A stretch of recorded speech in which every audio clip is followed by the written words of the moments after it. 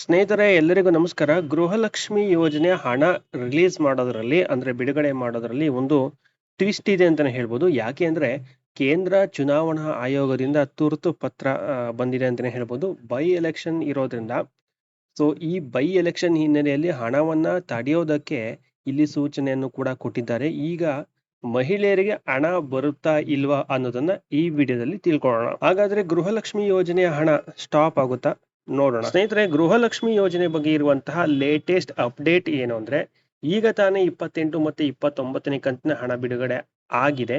ಆದ್ರೆ ಇಲ್ಲಿ ಗೃಹಲಕ್ಷ್ಮಿ ಯೋಜನೆ ಹಣ ಏನು ಬಿಡುಗಡೆ ಆಗ್ತಾ ಇದೆಯಲ್ಲ ಅದನ್ನ ನಿಲ್ಲಿಸಬೇಕು ಅಂತ ಇಲ್ಲಿ ಸೂಚನೆಯನ್ನ ಕೊಟ್ಟಿದ್ದಾರೆ. ಯಾರು ಯಾರಿಗೆ ಕೊಟ್ಟಿದ್ದಾರೆ ಅನ್ನೋದನ್ನ ನೋಡ್ತಾ ಹೋಗೋಣ. ಸ್ನೇಹಿತರೆ, ನಿಮ್ಗೆಲ್ಲ ಗೊತ್ತೇ ಇದೆ, ಬಾಗಲಕೋಟೆ ಮತ್ತೆ ದಾವಣಗೆರೆ ಬೈ ಎಲೆಕ್ಷನ್ ಇದೆ. ಸೊ ಈ ಬೈ ಎಲೆಕ್ಷನ್ ಇರೋದ್ರಿಂದ ಕೇಂದ್ರ ಚುನಾವಣಾ ಆಯೋಗ ಮುಖ್ಯ ಕಾರ್ಯದರ್ಶಿ ಆಗಿರುವಂತಹ ಶಾಲಿನಿ ರಜನೀಶ್ ಅವರಿಗೆ ಪತ್ರವನ್ನ ಬರೆದಿದ್ದಾರೆ. ಆ ಒಂದು ಆಯೋಗ ಏನ್ ಹೇಳಿದೆ, ಪತ್ರದಲ್ಲಿ ಏನೇನಿದೆ ಅಂತ ನೋಡೋದಾದ್ರೆ, ಗೃಹಲಕ್ಷ್ಮಿ ಹಣವನ್ನ ತಕ್ಷಣ ರಿಲೀಸ್ ಮಾಡಬಾರದು, ಅಂದ್ರೆ ಅದನ್ನ ಸ್ಟಾಪ್ ಮಾಡಬೇಕು ಅಂತ ಹೇಳಿದ್ದಾರೆ. ಈಗಾಗಲೇ ರಿಲೀಸ್ ಆಗಿದ್ರೆ ಅದರ ಸಂಪೂರ್ಣ ಮಾಹಿತಿಯನ್ನ ನೀವು ಕೊಡಬೇಕು ಅಂತ ಇಲ್ಲಿ ಪತ್ರದಲ್ಲಿ ಇರುವಂತದ್ದು.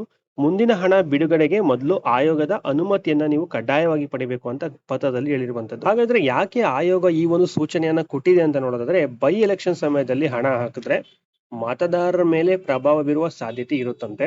ಇದು ಒಂದು ರೀತಿಯ ಆಮಿಷ ಅಂದ್ರೆ ಇನ್ಫ್ಲೂಯೆನ್ಸ್ ಆಗಬಹುದು ಅನ್ನುವಂತಹ ಒಂದು ಉದ್ದೇಶದಿಂದ ಈ ಒಂದು ರೀತಿಯಾದಂತಹ ಅನುಮತಿಯನ್ನ ಅಂದ್ರೆ ಸೂಚನೆಯನ್ನು ಕೊಟ್ಟಿದ್ದಾರೆ ಅಂತಾನೆ ಹೇಳ್ಬೋದು. ಸೊ ಇದರ ಜೊತೆಯಲ್ಲಿ ವಿರೋಧ ಪಕ್ಷವಾಗಿರುವಂತಹ ಬಿಜೆಪಿಯಿಂದನೂ ಕೂಡ ಇಲ್ಲಿ ಆರೋಪ ಕೇಳಿ ಬರ್ತಿರುವಂತದ್ದು ಏನಂದ್ರೆ, ರಾಜ್ಯದ ಎಲ್ಲಾ ಕಡೆ ಹಣ ಬಂದಿಲ್ಲ, ಅಂದ್ರೆ ಎಲ್ಲಾ ಜಿಲ್ಲೆಗಳಲ್ಲೂ ಕೂಡ ಹಣ ಬಂದಿಲ್ಲ, ಆದರೆ ದಾವಣಗೆರೆ ಮತ್ತು ಬಾಗಲಕೋಟೆಯಲ್ಲಿ ಮಾತ್ರ 2,000 ರೂಪಾಯಿ ಹಣವನ್ನ ಹಾಕಿದ್ದಾರೆ. ಇದು ವೋಟರ್ ಸೆಳೆಯೋ ತಂತ್ರ ಅಂತ ಇಲ್ಲಿ ಬಿಜೆಪಿ ಅವರು ಆರೋಪ ಮಾಡಿರುವಂತದ್ದು.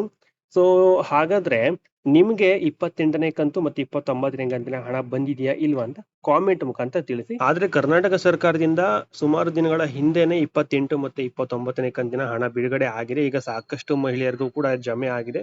ಅದರಲ್ಲೂ ಬಾಗಲಕೋಟೆ ಮತ್ತೆ ದಾವಣಗೆರೆ ಏನು ಜಿಲ್ಲೆ ಇದೆ, ಆ ಒಂದು 2 ಜಿಲ್ಲೆಗಳಿಗೆ ಆಲ್ರೆಡಿ ಬಿಡುಗಡೆ ಆಗಿದೆ. ಸುಮಾರು ಜನ ಮಹಿಳೆಯರಿಗೆ ಬಂದಿರೋದು ಉಂಟು. ಸೊ ಓಕೆನಾ. ಸೊ ನಾಳೆ ಎಲೆಕ್ಷನ್ ಇರೋದ್ರಿಂದ ಸೊ ಆಲ್ರೆಡಿ ತುಂಬಾ ದಿನಗಳ ಹಿಂದೆನೆ ಬಿಡುಗಡೆ ಮಾಡಿದ್ರು.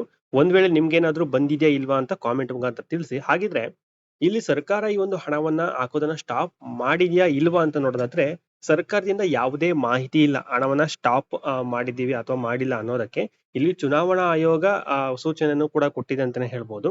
ಆದ್ರೆ ಇಲ್ಲಿ ಅಫಿಷಿಯಲ್ ಆಗಿ ಯಾವುದೇ ಅಧಿಕೃತ ಮಾಹಿತಿ ಬಂದಿಲ್ಲ. ಒಂದ್ ವೇಳೆ ಏನಾದ್ರೂ ಸರ್ಕಾರ ಗೃಹಲಕ್ಷ್ಮಿ ಯೋಜನೆ ಹಣವನ್ನ ಹಾಕೋದನ್ನ ಸ್ಟಾಪ್ ಮಾಡಿತು ಅಂದ್ರೆ ತಾತ್ಕಾಲಿಕವಾಗಿ ಸ್ಟಾಪ್ ಮಾಡಿತ್ತು ಅಂದ್ರೆ ನೆಕ್ಸ್ಟ್ ಏನು ಬಿಡುಗಡೆ ಮಾಡ್ಬೇಕಲ್ಲ, ಆಗ ಇಲ್ಲಿ ಆಯೋಗದ ಅನುಮತಿಯನ್ನು ಕೂಡ ಪಡೆಯುವಂತದ್ದು ಬಹಳ ಇಂಪಾರ್ಟೆಂಟ್ ಆಗಿರುತ್ತೆ. ಅನುಮತಿ ಪಡೆದ ನಂತರವೇ ಈ ಒಂದು ಹಣವನ್ನ ರಿಲೀಸ್ ಮಾಡುತ್ತೆ. ಸೊ ಈಗ ನೀವು ತಿಳಿಸಿ, ನಿಮ್ಮ ಖಾತೆಗೆ ಹಣ ಬಂದಿದೆಯಾ ಇಲ್ವಾ? 28, 27 ಆಗಿರ್ಬೋದು, 28 ಆಗಿರ್ಬೋದು, 29ನೇ ಕಂತಿನ ಹಣ ಆಗಿರ್ಬೋದು, ಬಂದಿದೆಯಾ ಇಲ್ವಾ ಅಂತ ಕಾಮೆಂಟ್ ಮಾಡೋದನ್ನ ಮಾತ್ರ ಮರಿಬೇಡಿ. ಒಟ್ಟಾರೆಯಾಗಿ ಹಣ ಬರ್ತಾ ಇದೆಯಾ ಅಥವಾ ಸ್ಟಾಪ್ ಆಗಿದೆಯಾ ಅನ್ನೋದಕ್ಕೆ ನೀವೇ ಆನ್ಸರ್ ಅನ್ನ ಕೊಡಬೇಕು. ನಿಮ್ಮಿಂದ ಮಾತ್ರ ಇದು ತಿಳಿಯೋದಕ್ಕೆ ಸಾಧ್ಯ. ಸೊ ಇವತ್ತು ಅಥವಾ ನಿನ್ನೆ ಬಂದಿದ್ಯಾ, ಇವತ್ತು ಬಂದಿದ್ಯಾ ಅಂತ ನೀವು ಡೇಟ್ ಸಮೇತ ಮತ್ತೆ ಟೈಮಿಂಗ್ ಸಮೇತ ತಿಳಿಸಿದ್ರೆ ತುಂಬಾ ಉಪಯುಕ್ತ ಆಗುತ್ತೆ. ಮತ್ತೆ ಬೇರೆಯವ್ರಿಗೂ ಕೂಡ ಈ ಒಂದು ಮಾಹಿತಿ ಸಿಗುತ್ತೆ ಅಂತ ಹೇಳ್ತಾ ಕಾಮೆಂಟ್ ಮಾಡೋದನ್ನ ಮರಿಬೇಡಿ. ಸೊ ಇದೇ ರೀತಿ ಮಾಹಿತಿ ಬೇಕು ಅಂದ್ರೆ ಚಾನಲ್ ಸಬ್ಸ್ಕ್ರೈಬ್ ಮಾಡ್ಕೊಳ್ಳಿ, ಲೈಕ್ ಮಾಡಿ, ಶೇರ್ ಮಾಡಿ. Thank you.